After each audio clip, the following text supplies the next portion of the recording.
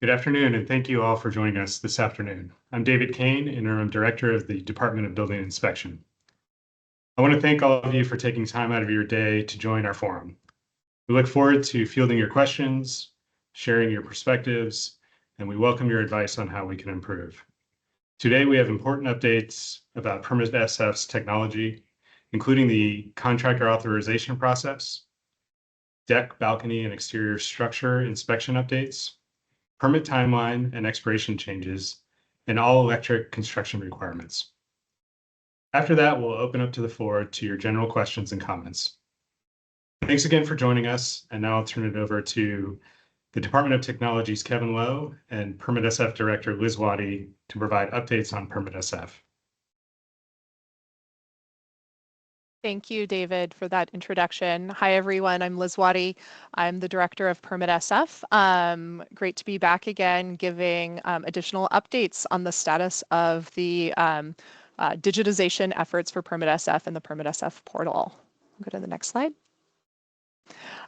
So first, we wanted to use these opportunities in each of these forums to give everyone a quick reminder and refresher about the PermitSF principles. Again, PermitSF I see very much as a three-legged stool to improve permitting. There is legislative and government accountability. There are internal business process improvements, and then the third is technology. And so today we wanted to focus on some of our technology advancements, sort of the latest and greatest and what's new. And as a reminder, PermitSF as a whole, for all three of those sort of legs of the stool, we are really focusing on how can we make reforms to permitting so that it is customer-centric, fast, predictable, and transparent, and a one-city approach. Next slide. So where we are right now, this last week or so, week and a half, we have soft launched electrical and plumbing permits and are actively working towards future soft launches this summer for kitchen and bath remodels, solar, and boiler permits to operate.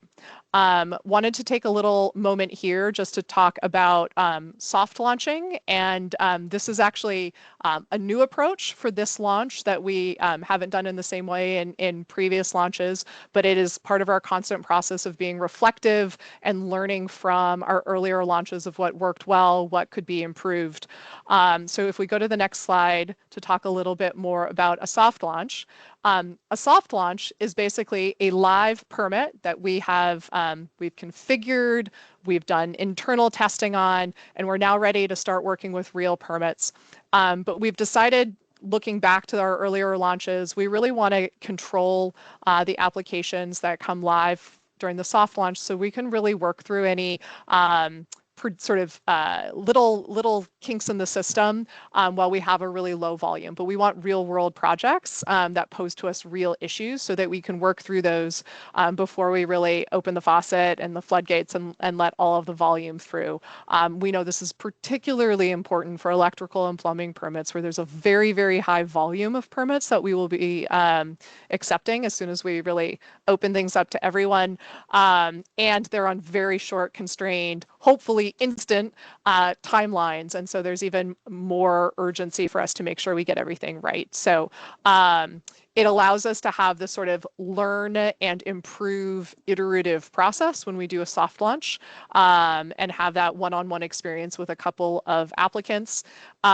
We have established some internal benchmarks for ourselves of what things need to be true before we open it up to everyone. And basically those are to ensure that the customer's experience is great and seamless and their expectations for fast permitting can be met, as well as making sure staff are prepared on the back end and things are working on the back end so that similarly we can process things quickly and efficiently on the back end.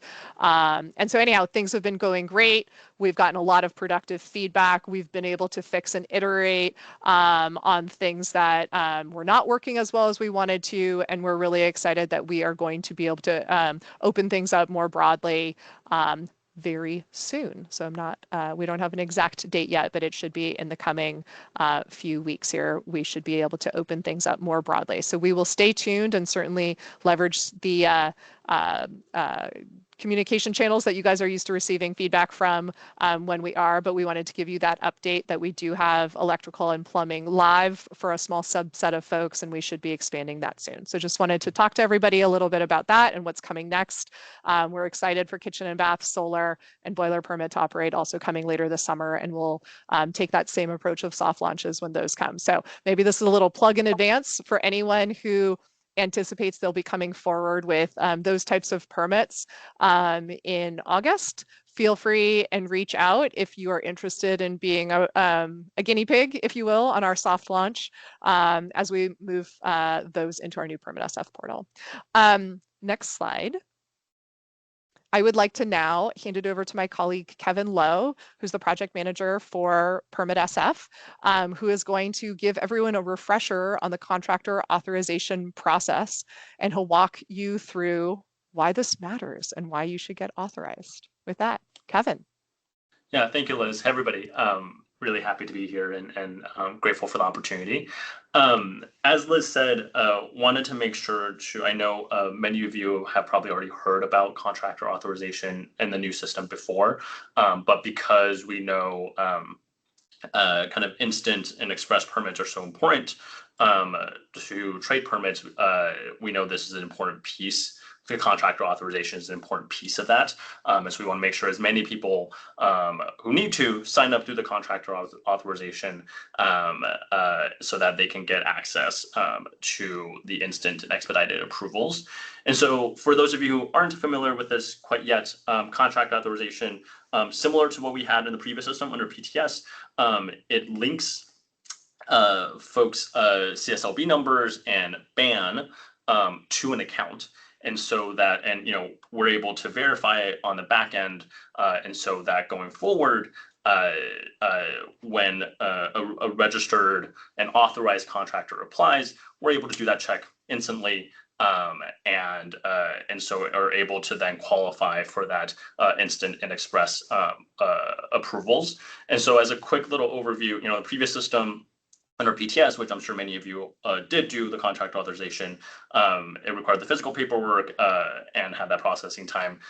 If you did apply in that old system and you were authorized, you do need to apply again under the new system. So please, please, please, please apply for the new contract authorization as well. You can do it online, and in the following slides, I'll walk through step by step how to do so. And since this is recorded, you'll be able to have easy recording of step by step how to do so. And then you should be able to get review, and if all things are smooth, approval within 2 business days. Next slide, please. So first, before we even get to that, one of the things we want to talk about as well, as I know in the past system, oftentimes we have encouraged folks to do one shared account because of how the system behaved. With this new PermitSF portal system, we're actually encouraging folks to have individual accounts. One, there's increased protection. You don't have to share passwords anymore, and there's no security risk with those shared passwords. And second, you can also have tailored alerts. So if folks have individual accounts, then they know those notifications coming to their account is actually meant for them.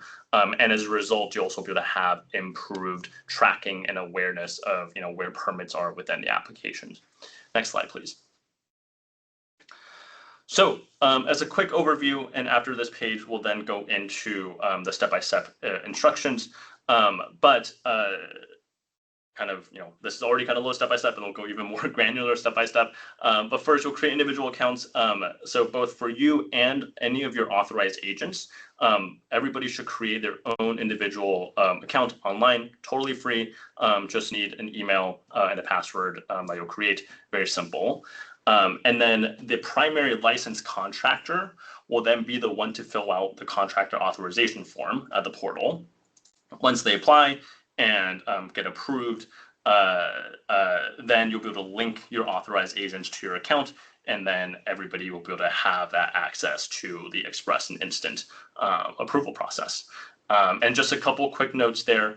Again, like we said, we estimate a 2-day processing for the authorization. The information required here is on the bottom right of this screen. So you need a CSLB number, you need BAN, we need a scanned JPEG image of a government issue ID, driver's license will work great, and then the email address that you are using that is associated with your account. And then one final note here is, or a couple notes. One is, like I said at the beginning, if you did have authorization through the old system, you will still need to apply. And then after you apply, that doesn't yet qualify you for the instant or express access. It's only once you are fully approved and authorized. Again, we expect that to take within 2 days, but we want to make sure to be clear there. Next slide, please. Cool. So as a step-by-step, first, you will navigate to the portal, and we can make sure to send a link. I don't need to read it out loud, but you can go to the portal or PermitSF portal, and the next slide. Step 2, you will click the tile that says Department of Building Inspections. Next slide. Then it will take you to this page where at the top you'll see here it says Contractor Authorization. You'll click that blue select. Next slide. Then you will click Apply Online. Again, that big blue button.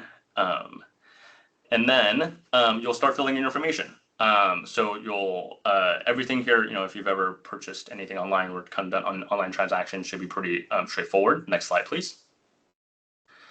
And then you will pick use the autofill field to search for your contractor authorization. You often don't need to type in the entire name. If you type in kind of the first few letters, things start popping up, coming down, and you can select from the list. Next slide. And then click next page after you make sure everything is correct. And then similarly, for the ban, you'll type in, you'll use the autofill field again to search for the ban. Next slide. And then once you confirm that is correct, then you'll be able to click next again. And then here's an important thing. You can do this at any point, but if you already know who your authorized agents are going to be, this is a place for you to add them. But as I'll note in the later slides, you can add authorized agents at any point. And so, if you don't know that at this point or you don't want to do it yet, you can always click next. But if you do want to add, you'll be this box pops up. You'll enter their name and email, the email that is associated with your authorized agent's PermitSF portal account. Next. You'll click Save. Next. And then you can keep on adding more if there are others, or if you're done, you can click Next to move on in the application. And then the next page is where you're going to be doing your attachments. So you upload your driver's license image or other, picture of ID, but we definitely recommend driver's license. Click Next. And then you can click Next again. And you can confirm and submit. And then one quick note on the next slide here, once you have submitted, this will be the page that you see if it hasn't been approved yet. But you'll see that on the left where that circle is, where it says guests, that is where, again, you will be able to add in authorized agents at any time without needing to wait for staff intervention. Next slide, please. So that is the step-by-step process of contract authorization. Again, we highly encourage if you are a regular contractor who does regular business with the city to get authorized. And again, you can find regular updates at this URL. Next slide. Finally, as Liz mentioned at the top, if you would like to be part of the soft launch, if you have electrical or plumbing permits or even those other ones coming up on the horizon later in the summer, if you're like, I would actually love to be able to help test and shape how the system works, we would love to have you. So we're looking for customers just like you to try out the newly launched applications and let us know what could be better. So this is one of my colleagues on the PermitSF team. Her name is Anita Chang. Her email is here. Feel free to email her and say, hey, I'm interested in being part of soft launch, and we'll get you plugged in. And we would really appreciate your help. And thank you so much, everybody. That concludes my presentation. Excellent. Thank you so much, Kevin and Liz. Hi, everyone. My name is Kelly Omran, Public Information Officer, and I'll be moderating Q&A during today's forum.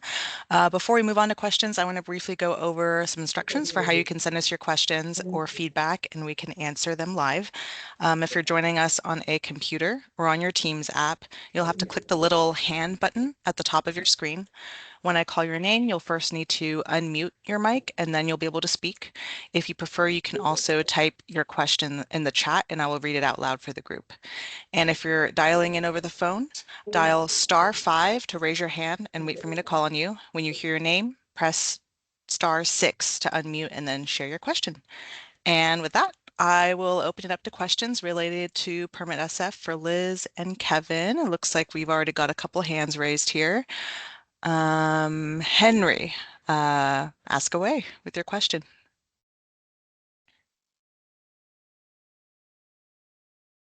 And you'll have to unmute your mic first.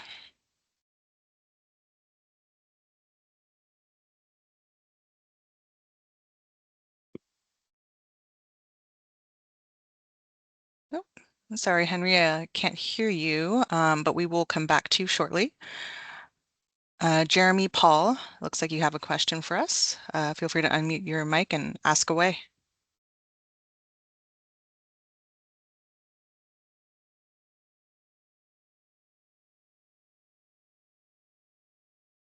Can you hear me now? Yes, we can hear you Okay, now. thank you. Thanks, Kevin, Jeremy. for a question for Kevin, I think. I like this contractor's authorization process, working with the agents.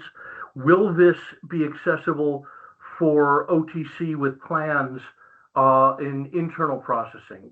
There's always been a problem with keeping updated contractors' authorizations for their agents down there, and this would be an excellent solution if this could be available throughout the permit issuance and permit review platform. Thank you. Maybe a quick clarifying question, Jeremy. This is Liz. Are you meaning for the non digital permits right now, like for the old school, either in person or in-house? I am meaning for non-digital, for when Got it. Yep.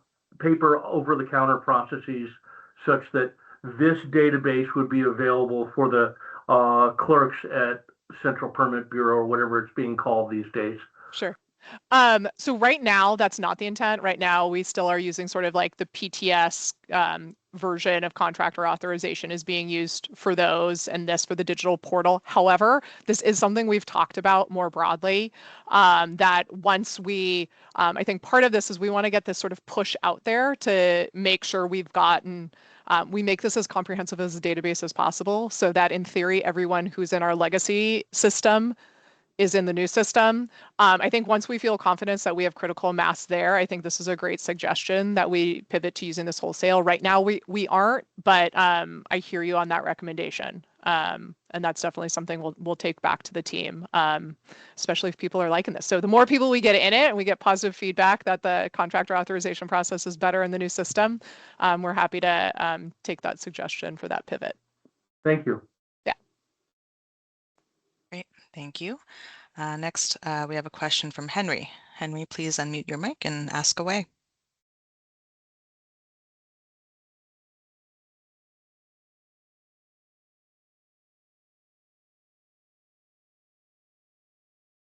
Sorry, Henry, can't hear you, but we'll try again a little bit later. We have a question from Harry Brar. Hi, can you hear me? Yes. Yes. I was wondering if we'll be able to process renewals for permits as well through PermitSF. We are focused on that coming up next. So I don't know, Matt, I saw you just popped on. We don't have that built into the system right now, but it is something we're going to be turning to shortly. Matt, did you have something to add to that? That's exactly what I was going to say. At the moment, no, but in the future we will, yes. And also, just so you know, there's been a change in the expiration dates for building permits as of June. So you won't need as many renewals as long as you keep the project going. You can every inspection will extend the permit for another 365 days. So in theory, you could keep your permit alive indefinitely. So there'll be much less need for renewals. That's a different issue. Happy to talk about Yep. it later. So we know we have a little bit of a clock on this one before anyone who's submitted a permit in the portal needs a renewal, but we're working with that as our timeline. All right. Great. Thanks for that. We have a few questions in the chat here from Dan Chang. Do backyard deck replacements require a permit? If yes, does owner or contractor file? I can answer that as well. Yes, a deck replacement would require a building permit. A full replacement would require new plans as well, and either the contractor or the property owner could file for the permit. But we're not able to do that on OpenGov just yet. Thanks, Matt. Next is a question from Caroline. If a contractor company has two owners and they both use the same email address for the company, can they just have one online account and both owners use the one account instead of having to create two accounts? Kevin, do you want to take that one? Yeah. We really highly recommend you creating individual accounts just so that it's kind of clearer tracking for everybody involved. Even just from our staff side, so we know, if we have our staff who's reaching out with a question, so they know who they're reaching out to and kind of avoids any confusion. And so that is our strong recommendation that folks create individual accounts. Great. Thanks, Kevin. Next, we have a question from Matt Hamidi. Is the current online trade permit system still able to be used by applicants, or has that been taken out of service? It is currently still in service. So we are keeping it in service while we're doing the soft launch.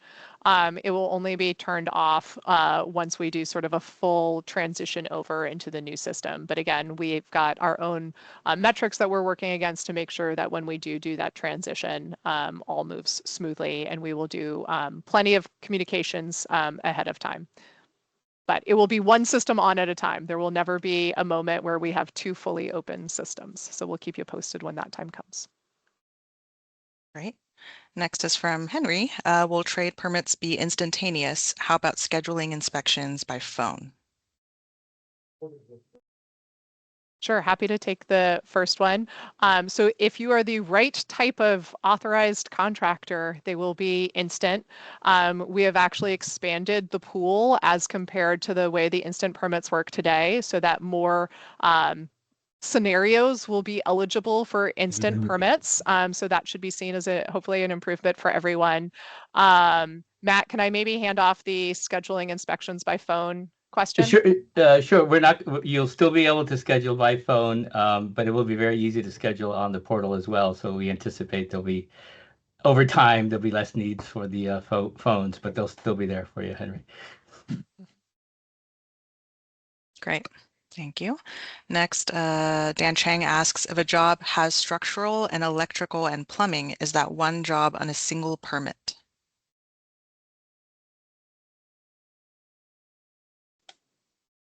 No, that's going to be same as now. It's going to be three separate permits: a building permit, electrical permit, and a plumbing permit. One new feature is you'll be able to see they'll all be interconnected to be able to see the inspections for each plumbing inspector, electrical inspector, and building inspector, and make that easier.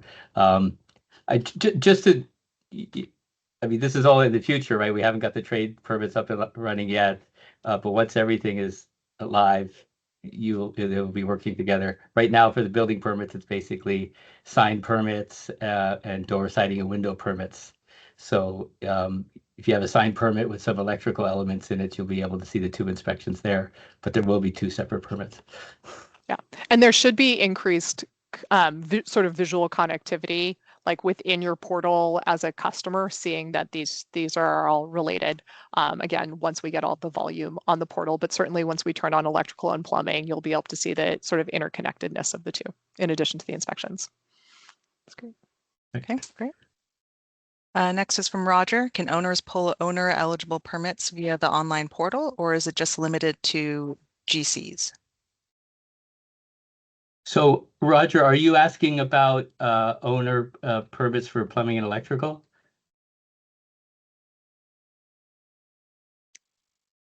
If that is what you're asking, sorry. Well, you'll still be able to pull them, but you'll have to do an in-person visit with a senior electrical inspector or a senior plumbing inspector to verify that you know the trade, and then you'll be directed to the online portal. So we'll still have the owner permits, the what's it called, owner occupied permits, but there will be an in-person element to it. And Matt, he just clarified, I think the question was about windows. Oh, sorry. So for windows, owners can still pull owner eligible permits. So if you're doing a window permit through the online portal, and owner eligibility is still allowed through the online portal. So there's no problem there. And then to the last question, do you want me to just jump in, Callie? Since I'm go ahead, Liz. Trade permits be pulled in person. Also, again, right now, still yes, because we're just doing a soft launch. So we are, as soon as we move to like the full launch, no, they will be in the fully digital system. But again, those should be, again, if you're the eligible type of contractor to be able to pull those, we've expanded the scope that will be instantly approved. Awesome. Great. Thanks, Liz. Looks like we got to all the questions for this segment. Let's move on to the next one. Matthew Green, Deputy Director of Inspection Services for DBI, will now present on deck, balcony, and exterior structure inspections. Matt, take it away. Yeah, thank you, Kelly. Hi, I'm Matt Green. I'm Deputy Director at DBI for Inspection Services. So since 2002, apartment owners have been required to submit an affidavit every 5 years, ascertaining that all the wood and metal appendages have been inspected or in good condition. Recently, the state has passed a couple of laws coming up with their own process, but they came up with a 6-year timeline rather than a 5-year timeline.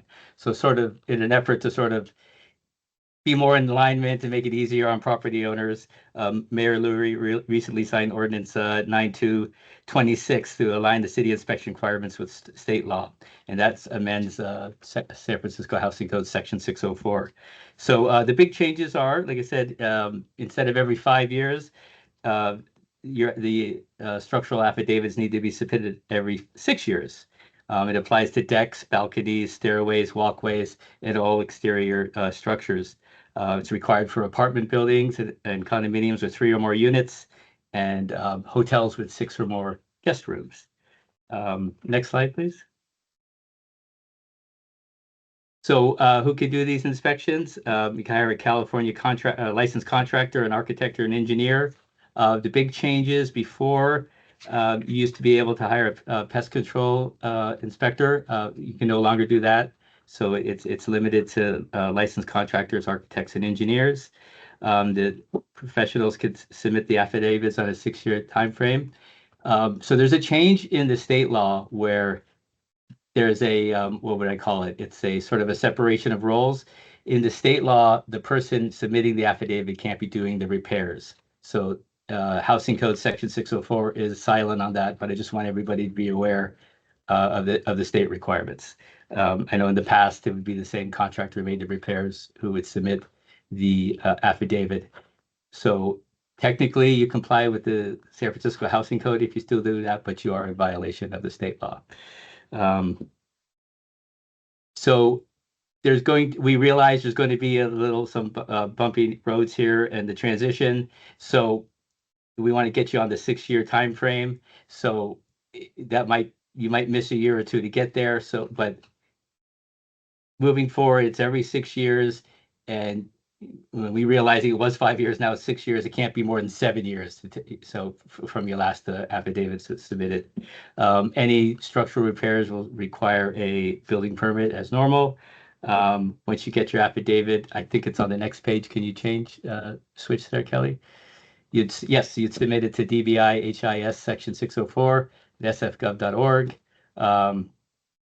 So the big change is every 6 years. If you have any specific questions, you can ask them to me now, or you can call 628-652-3700. That concludes, but I'm happy to answer any questions anybody might have. Excellent. Thanks, Matt. Yes, let's open up to questions. We've got one from Henry. Will it still be Section 604 or state form? It's going to be we'll have to comply with this DBI's requirements, you'll use a Section 604 affidavit. The state laws, I mean, I'll be a critic here. They're kind of they say you do the inspections, so they don't quite say what you're supposed to do with these reports. So we're going to maintain our enforcement process. We want you to do this every 6 years. Great, thank you. Next is a question from Letitia. Will the Section 604 inspection cover the compliance for the state inspection California SB 721/California SB 326? So bear with me. I believe SB 326 is about condominiums. I think that's required every 9 years. So that's a good question, right? You're going to be that's more tied up in condominium law. So I would say, in my opinion, if you're doing it every 5 years, you're still meeting the every 9-year requirement. We just thought that changing it to 9 years was a little too big of a stretch for us to do. We were more comfortable with aligning it with SB 721 to be every 6 years. So I would say if you're doing it every 6 years, you're going to meet the every 9-year requirement. But as the question is, does 604 apply to condominium buildings? Yes, it does. Condominium buildings with 3 or more units. Dan Chang asks, does this inspection requirement apply to buildings with 2 flats atop a storefront unit? No, it doesn't. It's apartment houses, 3 or more units. 3 or more residential units, sorry. And Henry has a clarifying question. So no state application? Like I said, we're dealing with the San Francisco Building Code. I don't have the state requirements or what they may require. As I was reading the state laws, it's more that you do the inspections, and it's a requirement for the property owners to have them. There's no actual state agency where you're supposed to submit these forms. Okay. And Eileen asks, per the state law, do you need a structural engineer when repairing or replacing an existing deck and not changing footprint? I'm going to defer to Jimmy Chung about that, whether you need an engineer. You definitely need a building permit from San Francisco to do it. So I'll defer to Jimmy Chung, who's the Deputy Director for Plan Review Services, what's required for those building permit submittals. Thanks, Matt. Yes, for you to get a streamlined process and get your approval in a timely manner, I would suggest you hire an architect or a civil engineer or structural engineer to design your plans. They'll take care of everything for you for calculations, connection details, waterproofing, and you'll have something that will last a long time. So it's highly recommended. Great. Thanks, Jimmy. Thanks, Matt. Looks like that's all the questions we've got. Thanks again. Oh, no, we've got one more. Eileen, even when you are not changing the design? Yes, a lot of decks may be existing non-conforming, and when you are building it back to the same shape and size, the joist sizes may be under overspanned, and you would have to fix that. And so we do like to see an architect or engineer on board. Okay. Thanks, Jimmy.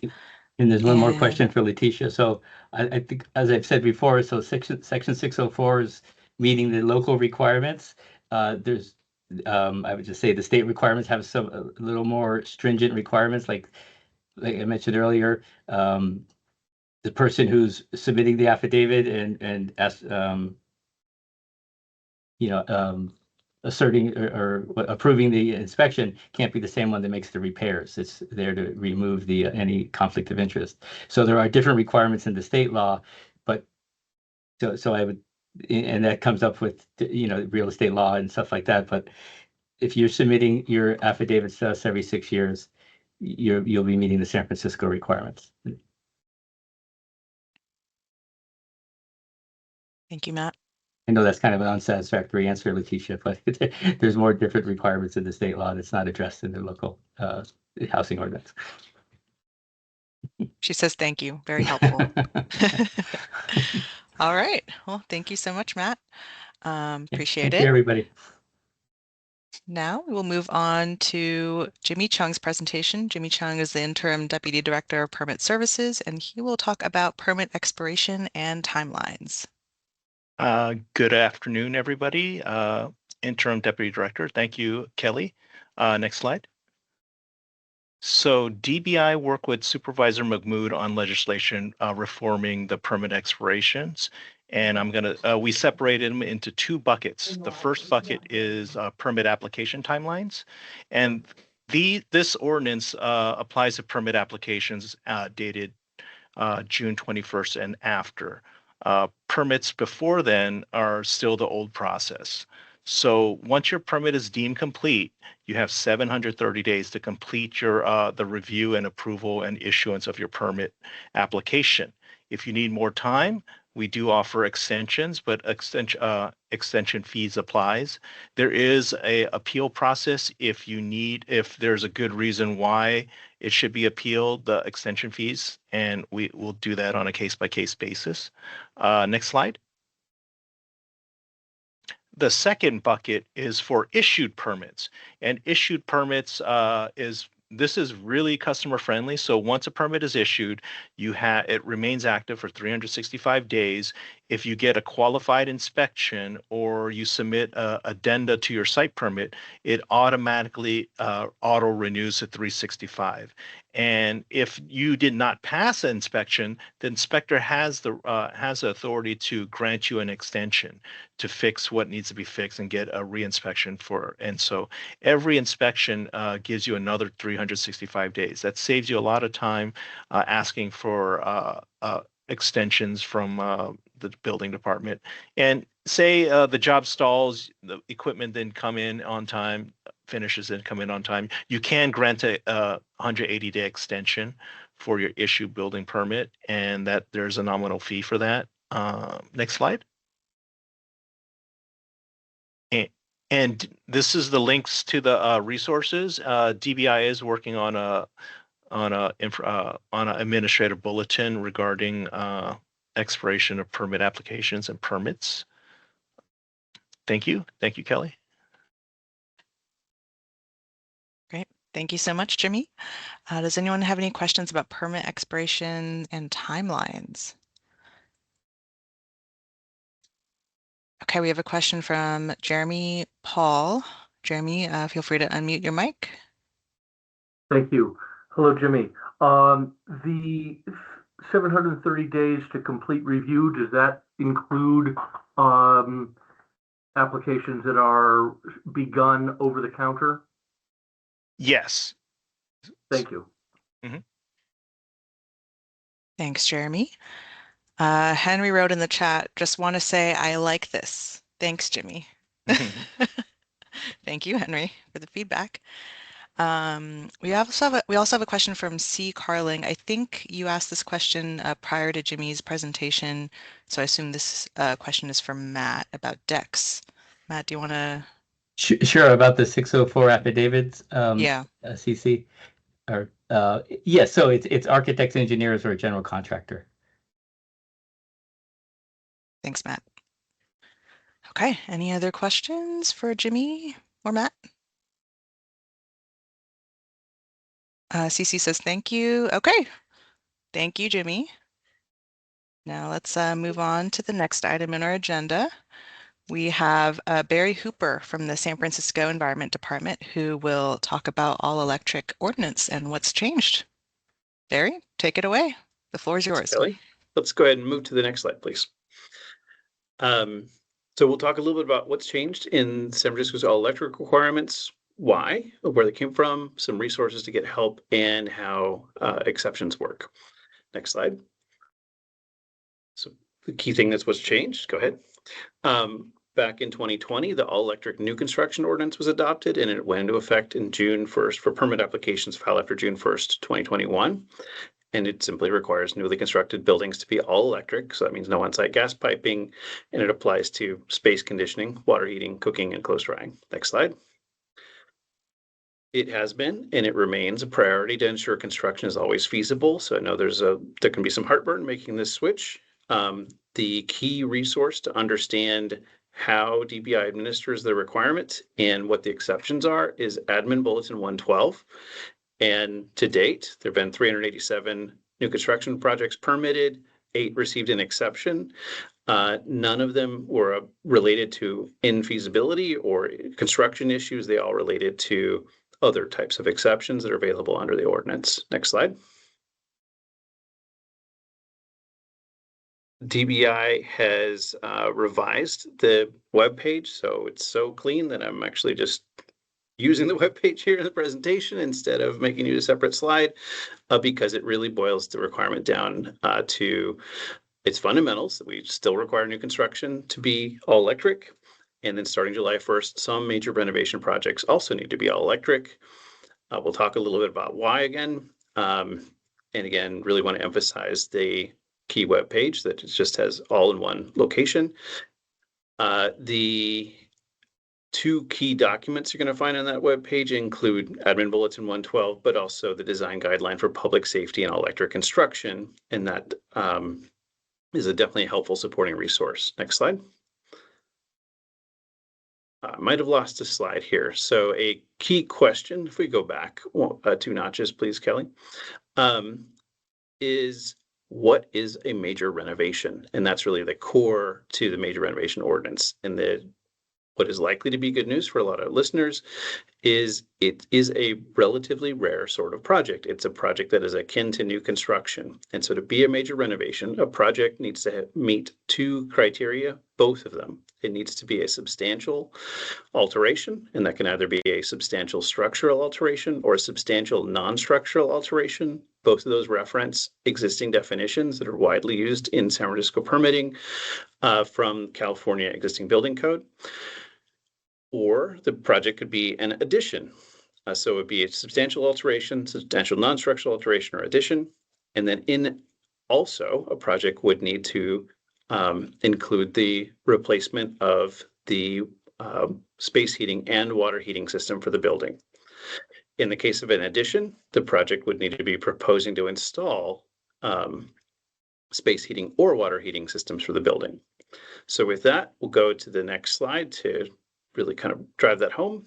One more slide and go through a couple different scenarios. So I'm going to retrofit my home. I'm going to replace my water heater. Is my building going to be required to be all electric? No. So that's an example where there is not a substantial upgrade to the mechanical system because you're only replacing the water heater, not both the water heater and the space heating.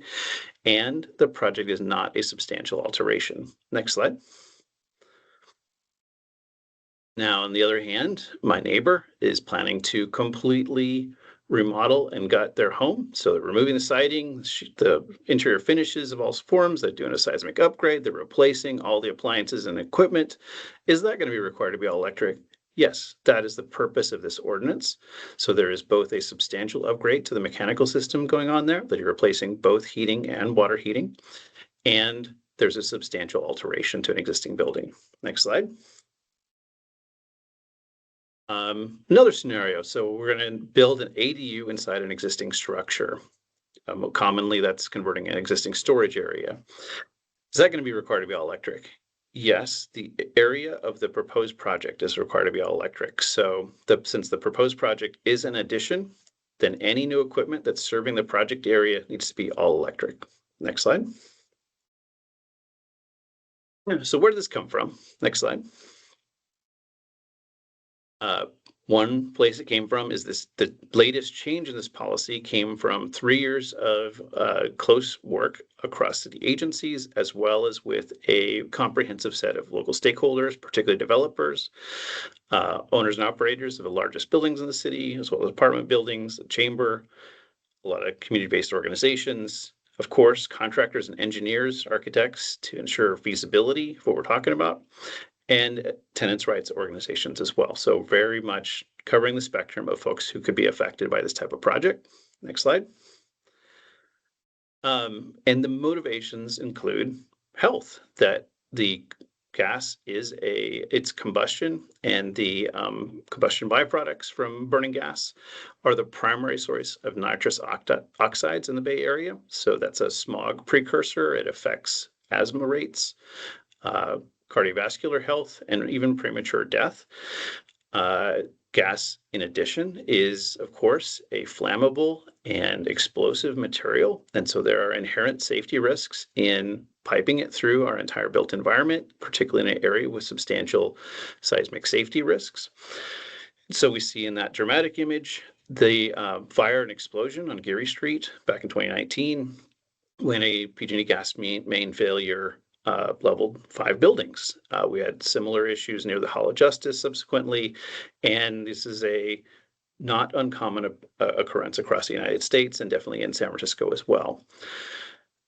Those factors of health and safety, they're also supported by resilience, and we're going to talk about that in a little more detail on the next slide, but gas is actually the less reliable resource when we have a major disaster compared to electric. And then each of these issues, the health, the safety, resilience of our built environment, they all fall most heavily on those who have the fewest resources. And so that's why incentive programs are heavily weighted to provide assistance to those who need the most help. Next slide, please. So when we talk about resilience, this is maybe not, this is probably new information to a lot of folks, but the city works closely with all of the utilities that serve San Francisco, telecommunications, energy, water, et cetera, and looks at likely disaster scenarios and what we'll need to do to recover. And as an example, PG&E's shared their estimates for the timeline for recovery after a 7.0 earthquake. And the estimate is recovery of electric service citywide to 95% of the city within a week, whereas upwards of 6 months for full restoration of gas service. Next slide. The context for this is also, we're moving the same direction as the state. We're definitely a couple steps ahead, but the state has substantially revised their energy code in recent years so that in new construction, heat pumps are not required statewide, but they are the prescriptive baseline for both heating and water heating across building uses and scales and locations throughout the state. The CPUC has changed rules that apply to utilities, including PG&E, where normally a developer would get a subsidy both for connecting a new gas service and electric service. These days, they do not get, not only don't get the gas subsidy, but they do forfeit the electric subsidy if the building is including a gas connection. And then there are ongoing rulemaking to set fair processes and predictable processes to phase out gas in general in a systematic and equitable manner. There's a similar process going on at the California Air Resources Board, proposing the introduction of zero emission appliance standards for specific appliances statewide, particularly space heating and water heating. Next slide. There are a lot of good resources that can help. They are linked to on DBI's all-in-one webpage. Next slide. A couple of highlights I want to share here. PermitSF is the power provider to nearly all residents in San Francisco and most businesses. It does currently offer an innovative incentive program where if you install electric appliances, then you can get a $50 credit on your bill. So it's not a rebate, it's a $50 bill credit that's paid out over a period of time. If you electrify a complete home, the credit would extend out for 5 years or more, and it would extend a bit longer for income qualified customers that receive additional support. The key thing, though, is if you're you do not have to do a retrofit, you just have to replace the appliance to qualify for this program. In a renovation or retrofit, though, keep in mind that you're going to want to record that you had gas appliances in the first place and you replace them through the process with electric. And so you'd want to photograph the previous state before the gut rehab, as well as keep records of the new equipment you're purchasing and installing. Next slide. PG&E continues to offer a lot of free classes for building electrification and efficiency. Filtering those for commercial this afternoon, I found 54 classes that directly related to the technical considerations for commercial building electrification and an equal number for residential. So a lot of very specialized information that makes it very straightforward based on the type of project you're engaging in. Environment Department provides a list of residential electrification advisors. So they do not design your project, but they have experience with delivering electric projects, and they can either for free or a nominal fee, it varies by the advisor that's been selected through this public process, They can help you identify strategies to make effective use of your existing electric service or to minimize the increase in the size of electric service. And for commercial kitchens, commercial food service has a substantial exceptions under this ordinance, but there is kitchen design training and design assistance, as well as incentives available through the California EnergyWise program, linked on DBI's webpage, which I'll put in the chat here. Next slide. There's also broader, that when you participate in the design assistance programs, there is an incentive paid both to the design professional as well as to the building owner. And then there's an incentive that also helps defray the capital costs for commercial properties, particularly small business, but also large commercial. PG&E offers on-bill financing for energy-related improvements that includes electrification, and the program is offered at 0% interest on extended repayment terms. So it is a very competitive source of capital these days. Next slide. There are some exceptions. Next slide. The key ones I want to feature are, there's an exception for commercial cooking, which we'll talk about in just a bit more detail on the next slide. Affordable housing has a bit slower, let's stay on the previous slide though. Affordable housing has a little bit slower phase in. It's exempt for the first year and then is ramping up over subsequent years. Non-residential to residential conversion projects are exempted through 2031. And appliances that are certified by the manufacturer as meeting a specific federal energy efficiency standard adopted by the U.S. Department of Energy can be installed without regard to what fuel they need. So each of those are prescriptive exceptions that are available and described in Admin Bulletin 112 in more detail. Note that other uses of natural gas besides operating your building, such as running a ceramics factory, the manufacturing process is not affected by this ordinance and can have natural gas as needed. And then there's a whole specific area of exception in a situation where there is a physical or issue of physical or technical infeasibility. That is a review-based process, so it is dependent on the project design, and it would be awarded a little bit, it would not be awarded at the outset of the project. You do need to have design details available to assess whether that is in fact the issue that applies to the project. Next slide, please. There's a lot more detail of that, and we're just covering the fundamentals today. So I'd encourage you to check out the recording we made of recent customer forums about, that go into a lot of detail about the exceptions in this ordinance, but the core issue or the core principle at work in the exception for physical or technical infeasibility is want to make sure that the department has guidance to help you resolve an issue and ensure projects are viable. But infeasibility specifically means there's a circumstance where all electric is the issue. So all electric is not feasible for a specific reason, and then adding gas would directly mitigate that issue. Next slide. All projects are also required to comply with the design guideline for public safety and electric ready construction. And the that name is set by the ordinance itself. It is published as a addendum to AB 112. And it is very straightforward to comply with if your building is all electric, because what is required is that the any building that's constructed under this ordinance is able to provide equivalent health and safety to an all electric building. And where a gas is installed, then the building needs to be electric ready. That means ready to replace the electric appliances with gas. So again, please check out the design guideline for the details. Please do note, though, that projects that are exempt altogether from the ordinance are not required to comply with the design guidelines. So that includes the non-residential residential conversions over the next few years, the initial tranche of affordable housing, and then projects that have a pre-existing development agreement that in some way specifically allows gas use, which is extremely rare, but certainly will be honored. Next slide. And forgive me for repeating, but definitely this one web page is your one-stop shop for key information as well as supporting materials to help you meet the terms of the ordinance. Next slide. With that, I'd be happy to take a few questions or wait if I'm getting ahead of myself.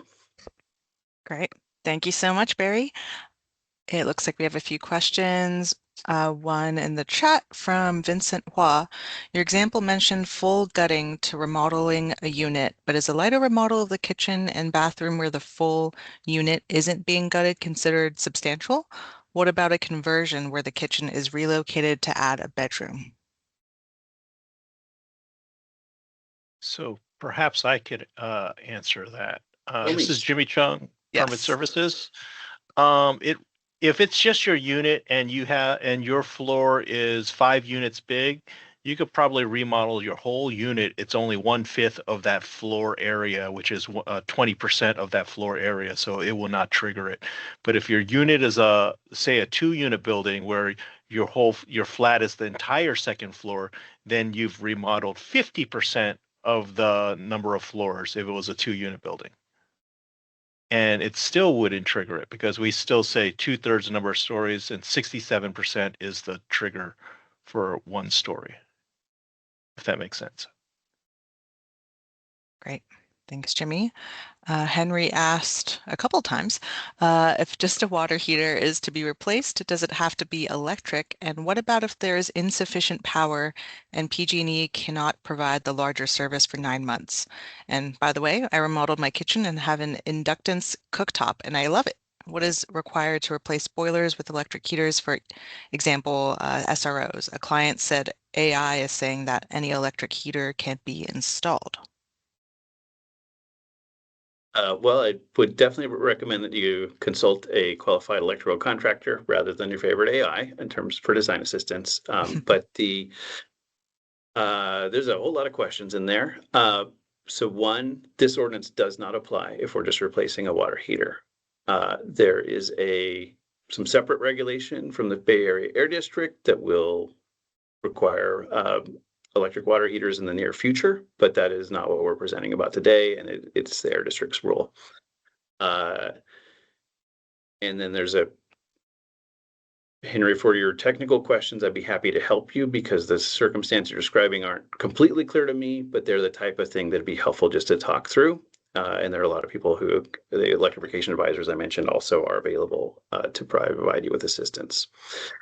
In general, to the just last comment that the AI saying an electric heater can be installed, when we're talking about space heating and water heating, the equipment that's installed in buildings in California needs to comply with the energy code. And so if you have an existing electric resistance water heater, that continues to be allowed to be replaced like for like. But if you have an existing gas water heater, the option that would comply with the energy code would involve a heat pump water heater. And so it'd be the same for space heating. You'd want heat pumps for space heating, not electric resistance. And that does can substantially reduce the load on the panel. Can be very helpful for your other issue, but it is going to involve more detail than I'd be able to answer from the Q&A in this forum. Great. Henry says, thank you, Barry. Thank you, Henry. Okay, looks like we got a couple of hands raised. Let's start with a question from Shanky. Shanky, please unmute your mic and ask away.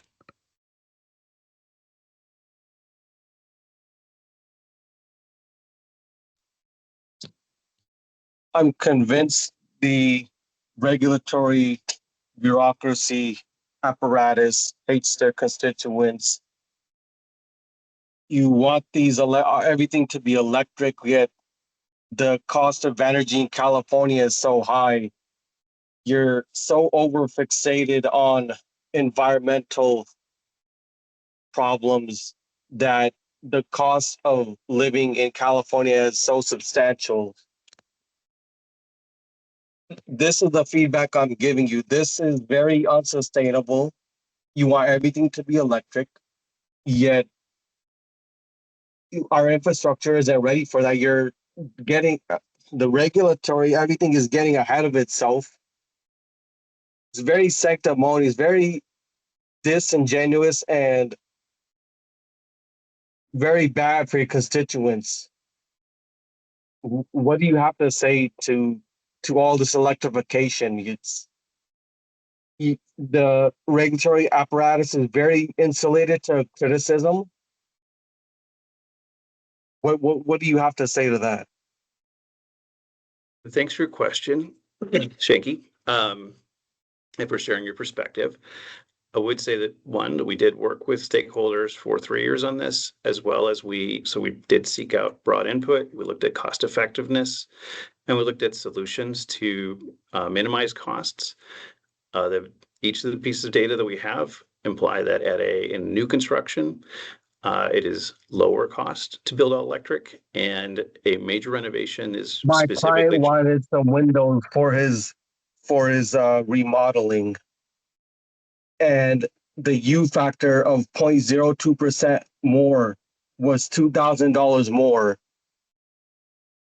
So these are the kind of numbers, the actual numbers that my clients and have to pay, and that reflects our business. So you effectively outpriced our client base and make it so impossible to do business in California. And you keep raising the bar, but people, and you have this historic preservation, yet people shit and piss on the street. So what historic preservation is that you cater to this, that is, the grievances aren't being addressed? And Jinky, we have a number of questions, so I do want to respond, and then I do think we need to move on, and I'd be happy to talk with you individually offline. But the data we have is not match your perspective, and we do have a lot of resources to help folks plan for cost-effective electrification. Is your data self-serving to your cause? It's based on And thousands of completed real projects. negative externalities to your constituents. It's based on thousands of completed projects across San Francisco and the rest of California. Again, I'd be happy to go into it, but I'd like to take questions specifically about complying with the ordinance at this time. So appreciate your comment.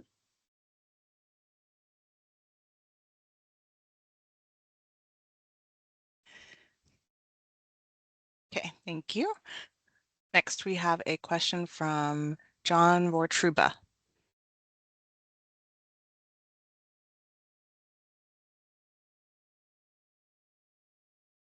John, feel free to unmute your mic so we can hear your question.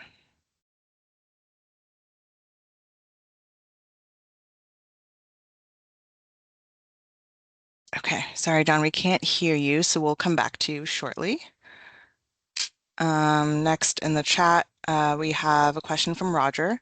A lot of building owners may not have concern with electric appliances, but are apprehensive about stability of the PG&E grid with the acceleration of electrification. Is there a study that we can share to alleviate their concerns?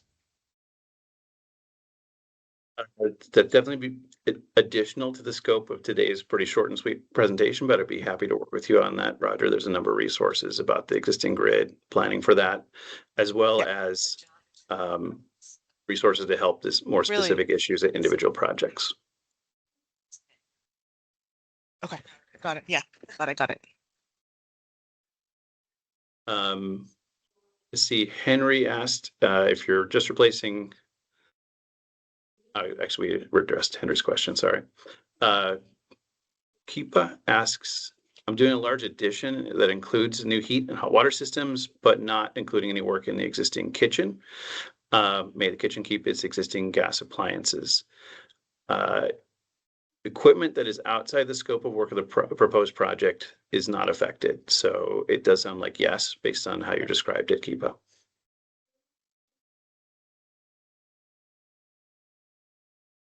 Great. Thank you, Barry, for answering that question. Henry and Roger both say thank you. Kipa says thank you. Great. Thank you, thank you, thank you. Let's see. Okay. Thank you so much, Barry, for your presentation. Do we have any questions or general feedback overall about any of the topics we discussed today? I'm just opening up the floor for general feedback and questions. Oh, we've got a question from Dan Chang. Do all these projects mentioned here require a material reduction and recovery plan? So if that's specifically around major renovation and new construction, yes, those are projects that are already had been required to manage the solid materials. Okay, great. Any other questions here in the chat? Looks like we covered everything. Oh, and Dan asks, not smaller projects like decks. I'm going to confess I work a little bit more in the thing that I'm presenting today, but I'd be happy to follow up and confirm that with you. And there's good information as well on DBI's website. Okay, thanks, Barry. Okay, next we have a question from John. Feel free to unmute your mic.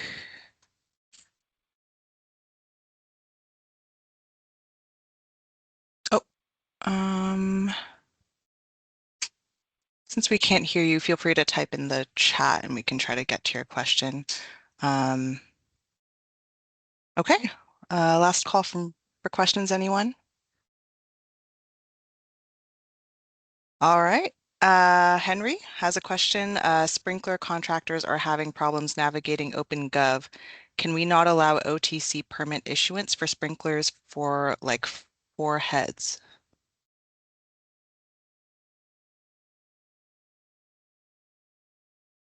That might be a question for Liz or Matt or Jimmy.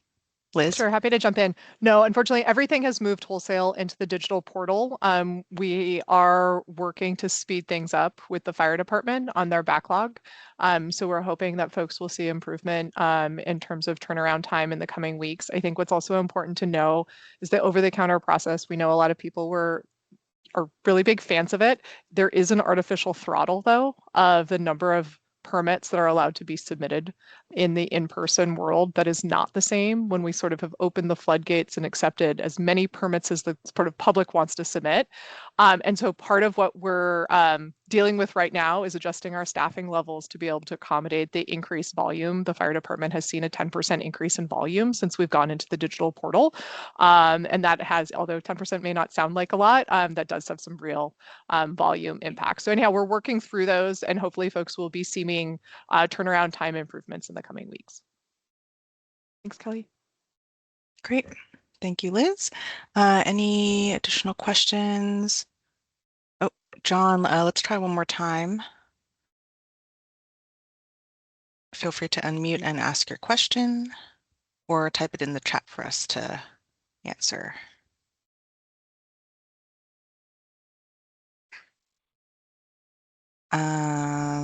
Okay, we will come back to you. Henry, he says they're taking well over 1 week. Just FYI, Liz. Okay, any additional questions? If we cannot get to one of your questions today, or if you continue to have a question in the future, feel free to ask away at dbi.communications@sfgov.org. We welcome your feedback and questions and suggestions at any time, so please feel free to reach out to us then. Otherwise, thank you so much for attending today's PermitSF Customer Forum, and have a great night.